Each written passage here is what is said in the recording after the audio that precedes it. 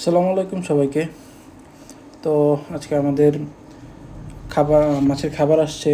তো এই জায়গায় আমরা প্রায় 850 কেজি খাবার নিয়ে আসছি, যেখানে পাঙ্গাসের খাবার ছিল 400 কেজি, শিঙের খাবার ছিল 300 কেজি, আর গুলশার খাবার ছিল 150 কেজি। তো আমরা মূলত খাবারটা একটু কমই আনছি, যেহেতু আমরা আগেরবার 500 কেজি শিঙের খাবার আনছিলাম 0.8, তো ওইটা এখন আমাদের 4-5 বস্তা রয়ে গেছে। তো এই কারণে এইবার আমরা একটু খাবার কম নিয়ে আসছি, যেহেতু আমাদের খাবার এই আনতেই হবে, তো কমই আনি যেন আমাদের খাবারটা নষ্ট না হয়।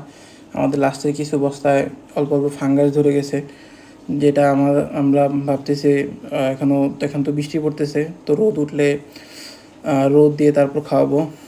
তো খাবারগুলো ঘরে আমি রাখি নাই, বাইরে রাখছিলাম, কারণ আমাদের জল চৌকি বলে, তো ওই জল চৌকির বিছায় তারপর আমরা খাবারটা রাখবো।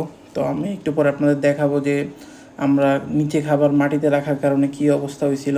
এদিকে আমি একটু পাঙ্গাসের জাস্ট ভিডিও করার চেষ্টা করতেছিলাম একটু সুন্দরভাবে, কিন্তু যেভাবে অ্যাঙ্গেল করছিলাম না অত ভালো আসতেছিল না, জাস্ট পাঙ্গাসের মাথাগুলো দেখা যেতেছিল। তো আমাদের পাঙ্গাসগুলো আলহামদুলিল্লাহ ভালোই বড় হয়েছে, এখন প্রায় 800 গ্রাম প্লাস আছে। তো হয়তো আর মাসখানেকের মধ্যে সেল করে দেওয়া যাবে। তো আমরা যত দ্রুত ভাবছিলাম পাঙ্গাসের গ্রোথ হবে তত দ্রুত হয় নাই।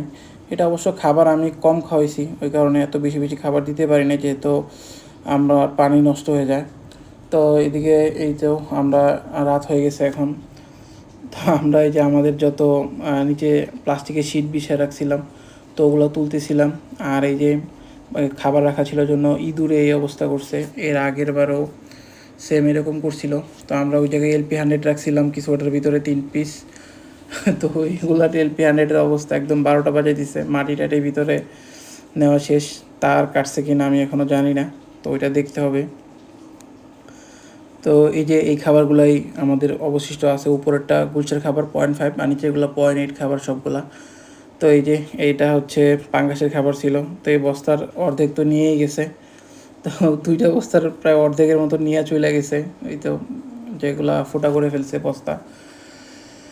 তো এগুলোই সব আমরা ঠিকঠাক করতেছিলাম। এই সব খাবারগুলোকে আবার আমাদের রোদ দিতে হবে, রোদ দিয়ে তারপর এগুলোরে খাওয়াইতে হবে, ফাঙ্গাসটা যাতে চলে যায়। খাবারের ডেট আছে, ডেট নিয়ে সমস্যা নয়, কিন্তু এই মাটিতে থাকার কারণে এই অবস্থা, এই যে খাবার দেখা যাইতেছে। তো আস্তে আস্তে আমরা এই সবগুলা তোলার চেষ্টা করতেছিলাম। তো যে পরিমাণ মাটি ওরা দুইজন পারতেছিল না, তো পরে ক্যামেরা রাখা আমি নিজেও এইগুলা এটা টাইনে মাটিগুলো সরাইতেছিলাম। তিনজনে পারতেছিল না, লাস্টে এটা ওরা দুজনে উল্টাইতে পারে নাই, পরে আমি গেছি, তারপর উল্টানো হয়েছে। তো আমার মাছের খাবারটা সংরক্ষণ করে রাখা খুবই দরকার, আর যেহেতু বিশেষ করে আমাদের প্রজেক্টটা যেহেতু একদম খোলা মাঠের মধ্যে, আশেপাশে তেমন বাড়িঘর নাই, তো এই কারণে সমস্যাটা বেশি, ইঁদুরের উপদ্রবটা একটু বেশি। তো এদিকে যে আমরা শিটগুলা ওই জায়গায় মাটির নিচ থেকে উঠাই, তারপর মানে বইলার, এটা আমাদের বইলা বলে, বইলা রাখতেছিলাম। তো এই যে মাটিতে একদম মানচিত্র বানাই ফেলছে, যেটা কি মানে কি অবস্থা করছে আপনারা একটু একটু পরে দেখতে পারবেন। তো মেইনলি ইঁদুরের এই উপদ্রবটা থেকে খাবারগুলো সেফ রাখার জন্য আমরা এই কাজগুলো করতেছিলাম। আমরা এখন আর মাটিতে রাখবো না, আমরা জল চৌকি নিয়ে আসছি, সেটা আমি এই ভিডিওতে দিই নাই, নেক্সট ভিডিওতে ইনশাল্লাহ দিব আর কি, কীভাবে আমরা খাবারগুলো রাখছি। তো এই জায়গায় উঠানোর পর এই যে মানচিত্রের মধ্যে দেখা যাইতেছে অবস্থা খুবই খারাপ।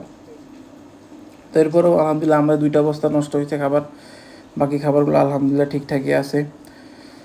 তো আপনারা খাবারের ব্যাপারটা একটু চেষ্টা করবেন ভালোভাবে রাখার। অনেক সময় যে মাটিতে ভাবে রাখার কারণে খাবারের ফাঙ্গাস হয়, এই খাবার যদি মাছরে আমরা খাওয়াই